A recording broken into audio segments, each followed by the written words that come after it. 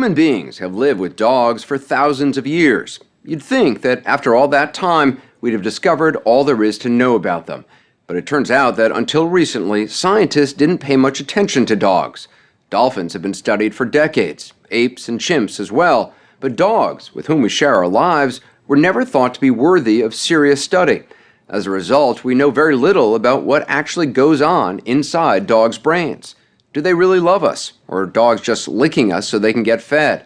How much of our language can they understand? But before you answer, we want you to meet Chaser, who's been called the smartest dog in the world. Howdy, everybody. I'm RJ Smith, and this thing of ours is called Crazy News Reacts. Welcome aboard. I am back at you. It is Saturday, the 15th of February, and there's a lot going on. But this is just a show about dogs. I have 2 of them. I've had 7 of them in my life, and they are the most loyal and best for companionship. Now, you can argue whether they're even better than people. As far as I'm concerned, yeah, they are. Hell yeah.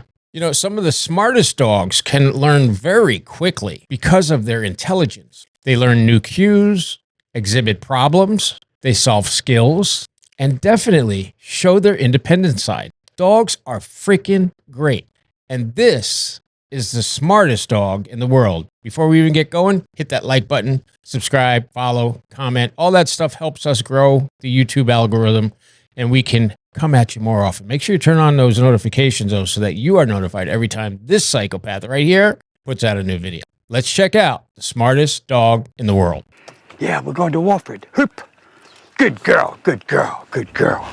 86-year-old retired psychology professor John Pilley and his border collie Chaser are inseparable. We're almost there. We're almost there. Can you speak? Speak. Speak. Good girl, good girl. Do you view Chaser as a family pet, as a friend? How do you see Chaser? She's our child. She's your child? She's our child, a member of the family. Oh, yes. She comes first. Many people think of their dogs as children, but John Pilley has been teaching her like a child as well. By assigning names to toys, Okay, Chase. Pilley has been helping Chaser learn words and simple sentences. Take KG. He's been teaching her up to 5 hours a day, Yes. Tub. 5 days a week for the past 9 years. My best metaphor is this is a 2-year-old toddler. That's how you think about your dog, a 2-year-old toddler. Yeah. She has the capabilities of a 2-year-old. Chicken, chicken, chicken. Where's chicken? He's not kidding. Yes, good girl. Most 2-year-old toddlers In tub. know about 300 words. Figure 8, figure 8. Good girl, that's figure 8. Chaser's vocabulary Good girl, good is girl. 3 times that. To tub. She's learned the names of more than 1,000 toys. And all of those toys add up. Wheel, yes, bring it out.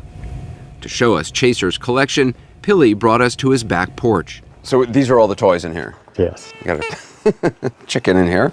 Okay. Is it all right if I dump them out? Please do, please do. There are 800 cloth animals, 116 different balls, and more than 100 plastic toys. 1,022 toys in all, each with a unique name. So Chaser could recognize the names of every one of these toys. That's true, that's true. To prove it, Pilley cataloged the toys, and then, over the course of 3 years, gave Chaser hundreds of tests like this. Chaser, find circle, find circle. In every test, Chaser correctly identified 95% or more of the toys. Find circle, Chase. Yeah. The results were published in a peer-reviewed scientific journal, and a star was born. How are you? Good to see you. I'm so glad to see you. Chaser even landed a book deal. You too. But John Pilley didn't stop with the names of toys. Nose KG, nose KG. Knows it, knows it. Good girl. He's taught Chaser that nouns and verbs have different meanings Paw, and can be combined in a variety of ways. Take wheel. Do it, go, do it. Okay, out, out. Chase, take KG. Do it, good girl, good girl. So she's actually understanding the difference between take, paw, putting her paw on something, and putting her nose on something. Right, and that's what we're demonstrating. All this learning has been possible, Pilley says, because of a breakthrough Chaser had when she was just a puppy. At a certain point, she realized that objects have names. Right, it was an insight. It came to her. How could you tell that she'd suddenly had that insight? Well, it was in the 5th month, and she'd learned about 40 names, and the time necessary to work with her kept getting shorter and shorter. She was starting to learn words faster and faster? Yes, It's the closest thing in animals we've seen to being like what young children do as they're learning words. Brian Hare, an evolutionary anthropologist at Duke University, believes Chaser is the most important dog in the history of modern scientific research. This is very serious science. We're not talking about stupid pet tricks where people have spent, hours trying to just, train a dog to do the same thing over and over. What's neat about what Chaser's doing is Chaser is learning tons, literally thousands of new things by using the same ability that kids use when they learn lots of words. He's talking about what researchers call social inference, a capability humans, like Hare's son Luke, acquire around age 1. To demonstrate the concept, Hare hides a ball under one of these 2 cups. Hey, looky guy, where is it? Can you get it? Can you get the ball? And look, this trick has been around for a long time, right?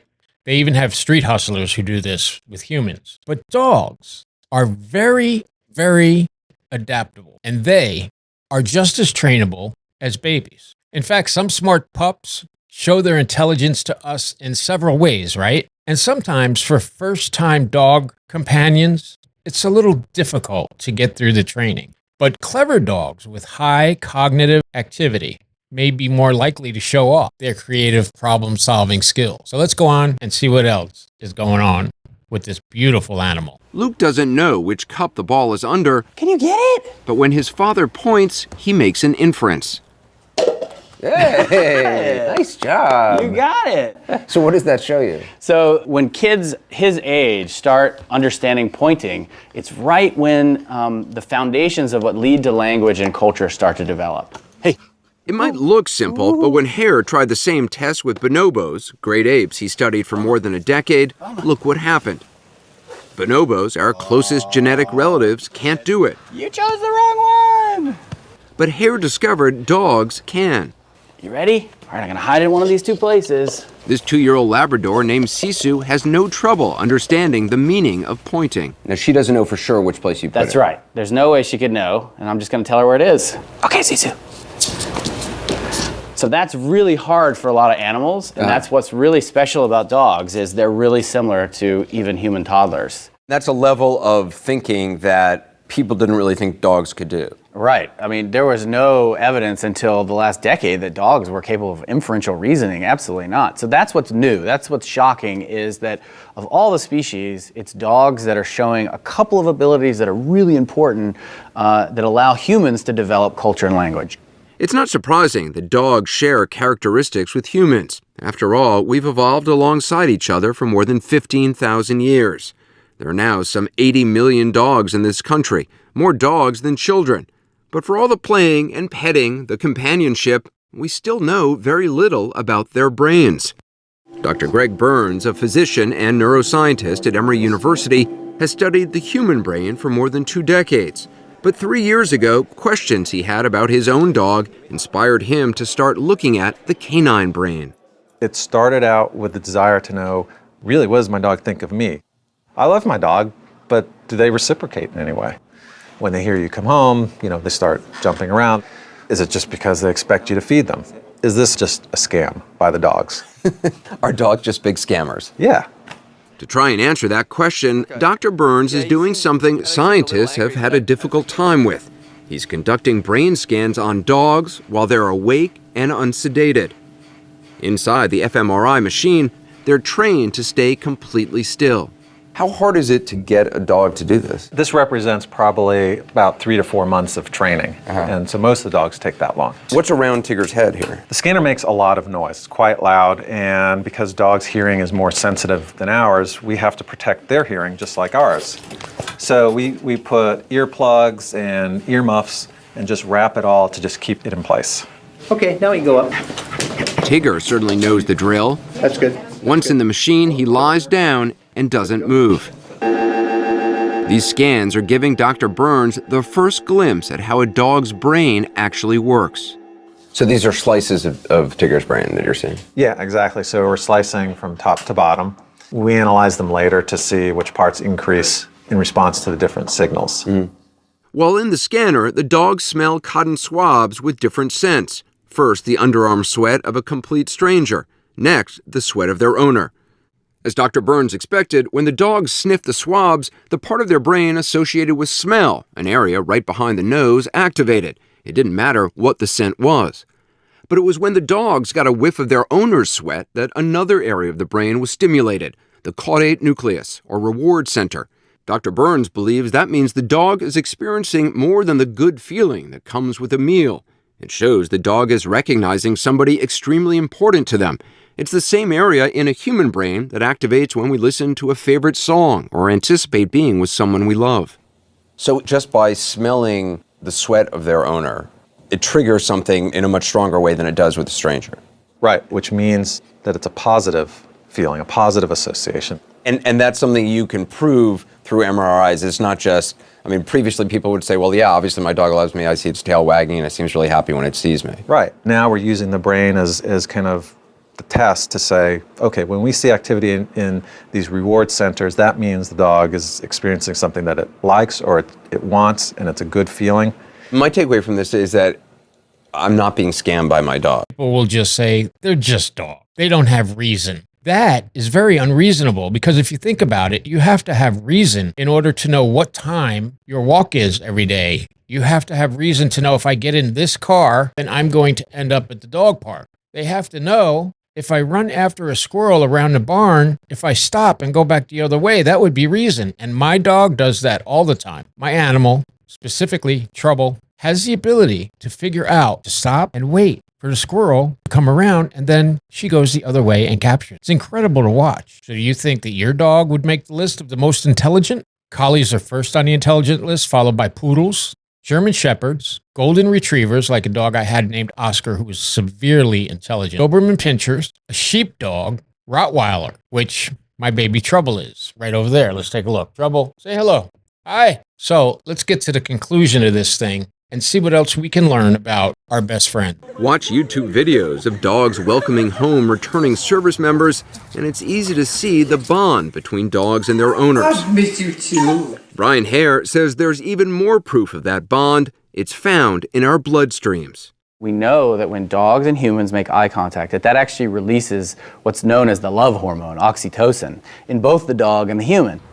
It turns out oxytocin, the same hormone that helps new mothers bond with their babies, is released in both dogs and humans when they play, touch, or look into one another's eyes. Thank you very much. What we know now is that when dogs are actually looking at you, they're essentially hugging you with their eyes. Really? Yes. And so it's not just that when a dog is making a lot of eye contact with you that they're just trying to get something from you. It actually probably is just really enjoyable for them because they get an oxytocin or they get an uptick in this love hormone too. All these new discoveries about dogs have led Brian Hare to create a science-based website called Dognition, where owners can learn to play games to test their dog's brain power. So you're allowing people to do an intelligence test for their dog? That's exactly right. And the idea, though, is that there's not one type of intelligence. We help you measure things like how your dog communicates, how empathic your dog is your dog cunning, is your dog actually capable of abstract thought, like reasoning. So there are different kinds of intelligence for dogs, just like with humans? Absolutely. And so just like some humans are good at English and others are good at math, it's the same for dogs. When Hare tested his own dog, a mixed breed named Tassie, he was surprised by what he learned. What I found out was that I had somebody sleeping in my bed that I didn't even know. Really? And I didn't know my dog doesn't really rely on its working memory. So if I'm saying sit and stay, I no longer have to wonder why my dog wanders off. He literally forgot. So your dog's not the sharpest of dogs? He did great on communication. He's very communicative. So he could basically be a TV anchor, is what you're saying. Yes. Fetch shirt. Fetch shirt. There we go. If you're wondering how Chaser did on Brian Hare's intelligence tests, she was off the charts on reasoning and memory. Not surprising, perhaps, considering Chaser is a border collie. Dogs bred specifically for their ability to understand how farmers want their sheep herded. Is Chaser just like an Einstein of dogs? So that's really fun. Is Chaser somehow special? And I think the idea actually is that no. I mean, when Dr. Pilley chose Chaser, he just randomly took her out of a litter. Drop. What's special is that he spends so much time playing these games to help her learn words. Three. But are there lots of Chasers out there? Absolutely. Moral of the story, I believe because I've trained so many wonderful dogs like Trouble. I have a little terrier named Rocky. I've had 2 labs. I've had a pit bull. And the one thing I find is they might come baked into the ability to learn quicker than other dogs, but you have to spend the time with them and make them learn by repetition. And once you do that, your best friend will love you like never before. I'm RJ. Thanks for hanging out at Crazy News Reacts. Please hit that like button if you enjoyed this show. Maybe even consider subscribing and turn on your notifications. And I will see you right back here in the next video.